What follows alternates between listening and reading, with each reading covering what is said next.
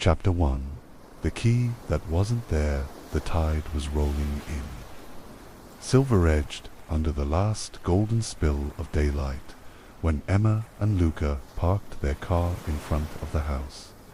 It looked just like the photos. Whitewashed wood, soft blue shutters, ivy climbing up one side like nature's signature. There was even the little swing on the porch Emma had imagined herself on for weeks. "I can't believe we're finally here," she said, pulling off her sunglasses. Luca stepped out and stretched, grinning. 4 nights, no emails, no alarms, just us. Just us. That was the plan. A weekend to unplug, unwind, and maybe rediscover something they both quietly felt had been fading since spring. They hauled their bags inside. The air was thick with salt and old wood. Light filtered through gauzy curtains. Everything smelled like time, like sea, air, and the slow decay of seasons. The kind of house that didn't just hold memories, but whispered them. Emma explored while Luca figured out the thermostat. "Look at this," she called. "There's a guest book. People have been coming here for years." She flipped through the names, smiling at short notes scribbled in all caps. "Best birthday ever. Engaged on the deck. The wind here cures heartbreak." And then she saw a name with no date and no message, just a name scrawled in rushed, shaky ink. "Margot C." She frowned. "That's odd." Luca wandered over, reading over her shoulder. Maybe she changed her mind about writing something before Emma could reply. They both heard Italo Creek from down the hallway. They turned.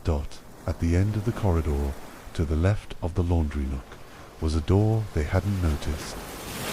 It was painted the same color as the wall, nearly seamless, but unmistakably locked. A small brass handle. No keyhole, no knob, just a solid, unmoving door. "That wasn't in the listing," Luca said, walking toward it. He tried to open it. Nothing. No give at all. Emma joined him. "Maybe it's a supply closet." "There's no handle. That's not a closet. That's a room." He knocked once.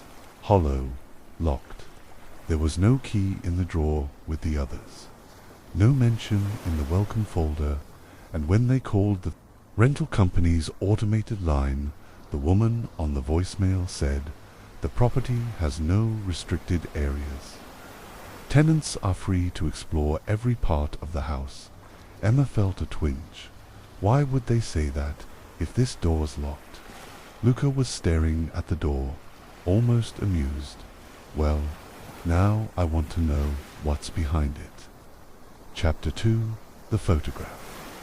In the ventilator that night, the sound of waves drifted through the open bedroom window like a lullaby. Emma lay beside Luca, eyes fixed on the ceiling fan, turning slow and steady. He was already asleep, but her mind couldn't settle.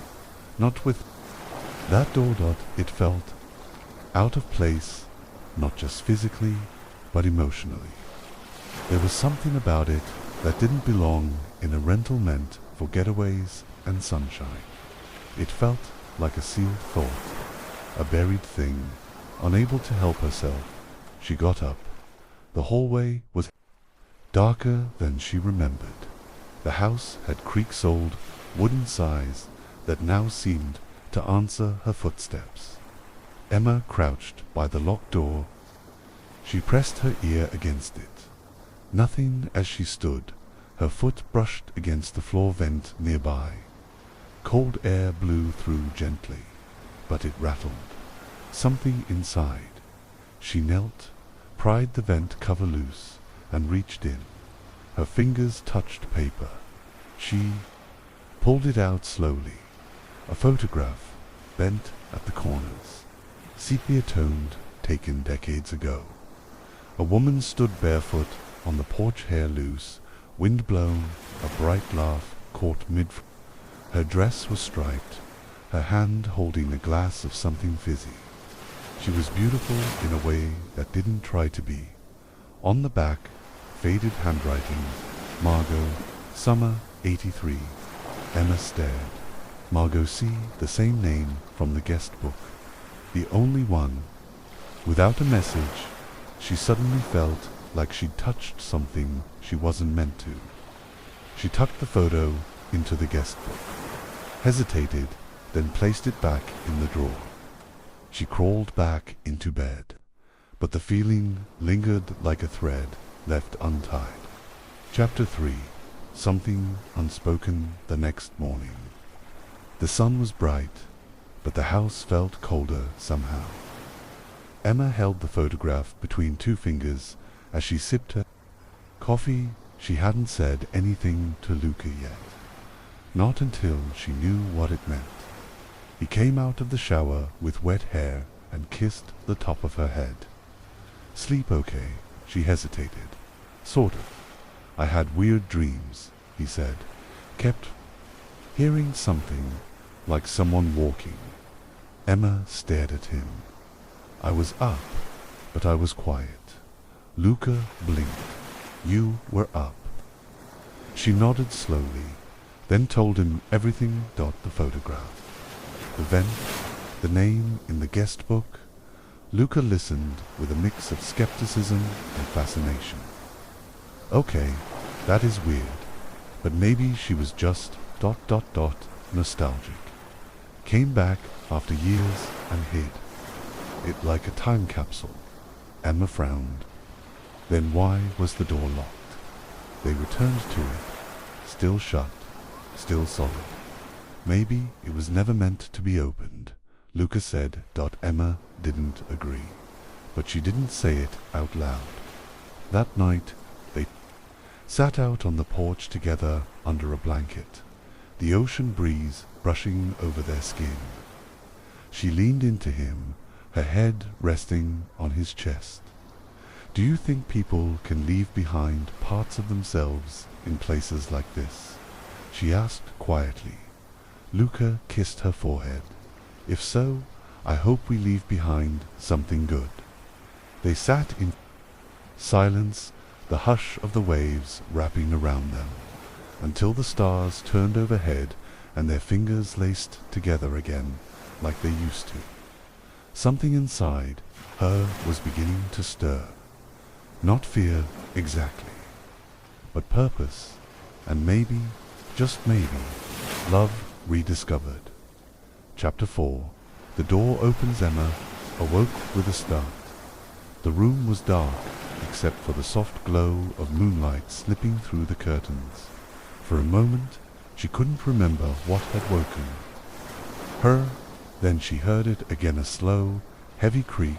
The door. She slipped out of bed, careful not to wake Luca, and tiptoed into the hallway. Her heart hammered as her bare feet hit the cool wooden floor. The door at the end of the corridor, the one that had been sealed tight since they arrived, now hung slightly ajar. Emma swallowed. She approached slowly, her hand trembling as she reached out. The door moved with a gentle push, the old hinges groaning softly. Inside, the room was dim and dust-covered, but not empty. A single wooden chair faced the window. A pale blue curtain shifted in the breeze. Dust motes danced in the air like ghosts. On the floor sat an old suitcase, scuffed and leather dash-bound. And on the wall, a collection of photographs, taped unevenly, aged by the sun and time. Emma stepped in. The air was heavy, like the room had been waiting for someone to breathe in it again. She turned on her phone flashlight and scanned the photos. Margot, unmistakably, in every one, laughing, sitting in the swing, walking along the beach at dusk. In one image, she stood with a man whose face had been torn from the photo. Emma crouched beside the suitcase and opened it. Inside were carefully folded clothes, a striped summer dress, a pair of sandals, a pressed flower between the pages of an old novel. At the bottom, a bundle of letters tied with a faded pink ribbon dot. Emma took one out. The handwriting was familiar now. 2-2 promised you'd come back for me. I believed you. Every night I waited. Every wave that crashed felt like your voice calling me. But you never came. I think I know why now. I think they made sure UWOULDN, single quotes T.Margot. Her heart ached. There was longing in the ink, heartbreak soaked into every line. Luca's voice behind her startled her. Emma, she turned. He was standing in the doorway, rubbing his eyes. You weren't in bed. I couldn't sleep. She whispered, the door. It was open. He stepped inside, eyes scanning the room. What is this place? I think it was hers, Margot. They sat down together on the floor, backs against the wall. As Emma passed him a letter, he read in silence. Then another. Then another. Whose tea? He asked. I don't know. A lover, someone she was supposed to leave with. Luca looked around. This room feels like a time capsule. Like she left and never came back. Emma nodded slowly. Or like she never left at all. She rested her head on his shoulder, and for a moment they said nothing. Then he took her hand. I want to help you find out what happened. Emma smiled, a tear catching the corner of her eye. Thank you. Outside, the wind picked up, rattling the window gently as if Margot herself had exhaled. Chapter 5. Letters in the wall. The next morning, Emma woke to the sound of Luca making coffee. The scent drifted through the air, grounding her in the present even as her thoughts remained tangled in the past. She wandered into the kitchen. Still, in her robe, Luca handed her a mug, his fingers brushing hers. A small moment, but warm.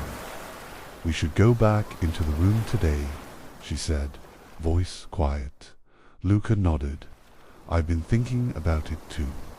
I want to read the rest of those letters. Maybe we'll find something useful. They returned to the hidden room, sat cross-legged on the wooden floor, and read letter after letter. Each note unfolded more of Margot's story. There were dreams of escape, mentions of arguments with her parents, regret for something she never named, and more than anything, there was love. T, you made me believe that the world could be kind again. I see the way you look at me like I'm the sun, and it makes me forget that I'm just trying not to drown. I want to be your shore. Come back for me. The emotion stirred something deep in Emma. She glanced at Luca, his eyes scanning the page in his hands. She loved him, Emma whispered. Completely.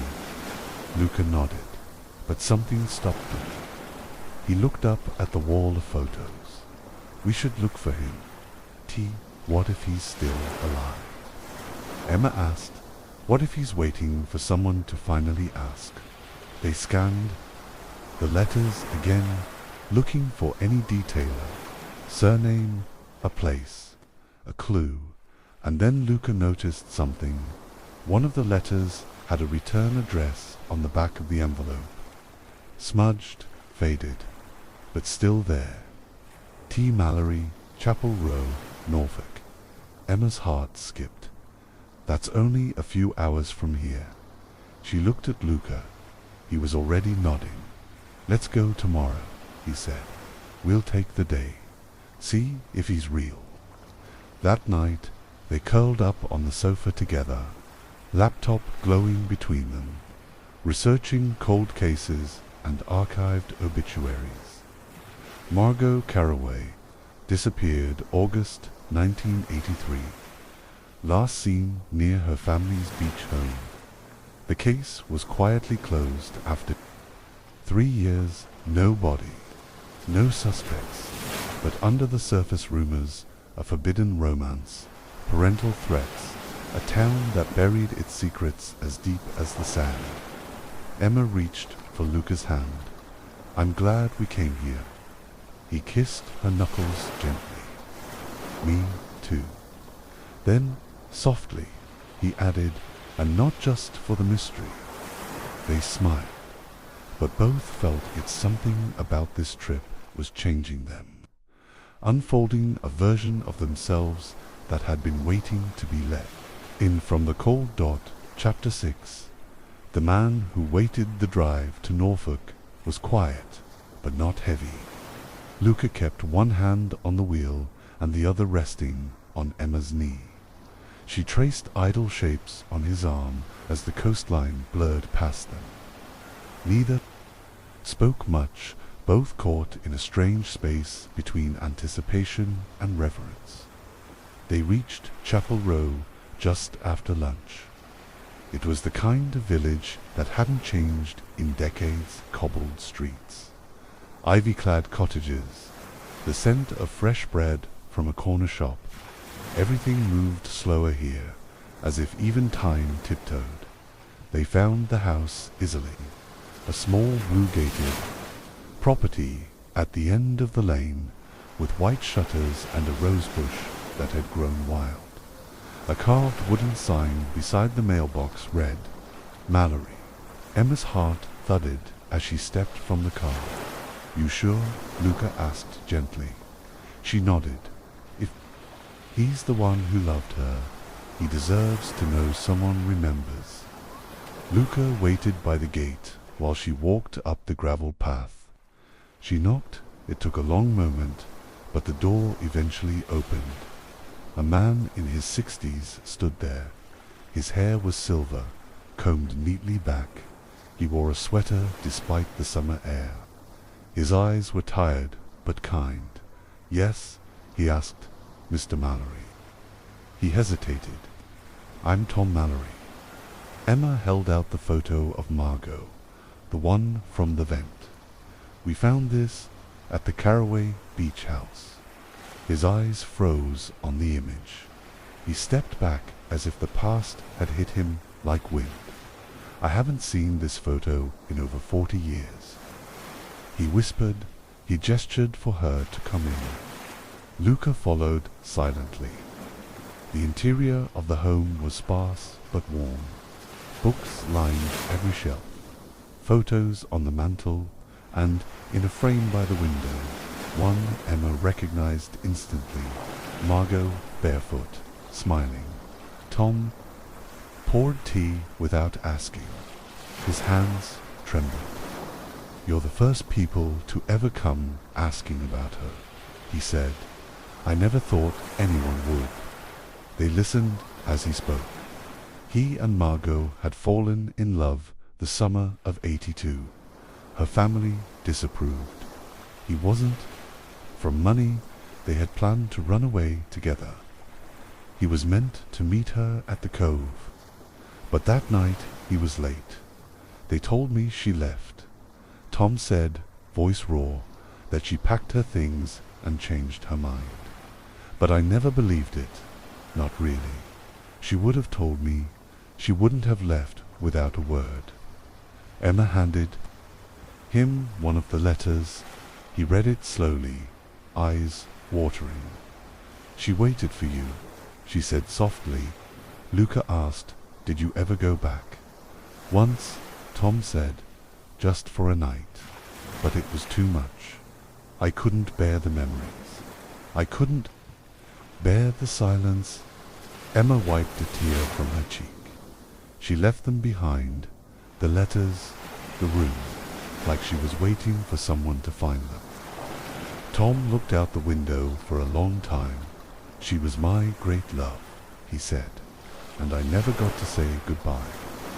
Emma reached into her bag and pulled out the last envelope. It had never been opened. Would you like to read her final letter? Tom's fingers shook as he took it. He didn't read it aloud, just held it for a while, then folded it and tucked it into his breast pocket. "Thank you," he whispered, "for bringing her back to me, even if only in words." Outside, the wind stirred the roses. Emma and Luca walked back to the car hand in hand. "I think we gave him peace," she said. "And maybe," Luca said, "a little piece of her heart, too." As they drove away, the clouds parted, and sunlight spilled over the road ahead. Back at the beach house, the locked door stood open. The room no longer felt heavy, only quiet, like it had finally exhaled. Chapter 7. The Light We Leave Behind. Following morning, the beach house felt different. Emma stood barefoot on the porch, her arms wrapped around a cup of tea, watching the early mist roll in over the waves. The sea was calm now, no longer whispering secrets, but simply breathing. Luca joined her, wrapping his arms around her waist from behind. "Did you sleep?" he asked, kissing her temple. "Better than I thought I would," she said. "It feels like the house let go of something, like Margot did." They sat on the swing together, letting it sway gently beneath them. Luca spoke first. "This wasn't what I expected when we booked this trip." Emma smiled. No candlelit dinners, no locked rooms and hidden love stories. He turned to her. "But I think it's what we needed." She nodded. "We came here to fix something, and instead we uncovered something broken, something beautiful even in its sadness." Luca laced their fingers together. "You think she would have stayed if she knew he never gave up on her?" "I think she waited too long, and then she just faded into the silence. But love like that doesn't vanish. It lingers." They walked down to the beach, hand in hand. The tide was coming in, gently brushing their feet as they walked. Emma stopped and looked back at the house. "Do you think we were meant to find it?" "Maybe," Luca said. "Or maybe it found us." That evening, they wrote a final entry in the guest book. "We came here unsure of who we were, where we were going. We leave knowing more about love, loss, and the kind of stories houses hold in their bones. Margot, thank you for sharing yours with us." E&L beside it, Emma placed a new photographer shot of the beach taken that morning, sun rising just over the waterline. On the back, she wrote, "The tide always brings something back." They packed slowly the next day, lingering in each room. The house no longer felt like a stranger's. It felt like someone's memory, and maybe, in time, it would become part of theirs too. When they drove away, Emma reached over and turned on the radio. A soft melody played something old, something gentle. Luca glanced at her, smiling. "Think the next house we rent will come with a ghost?" She laughed. "If it does, I hope it's a love story."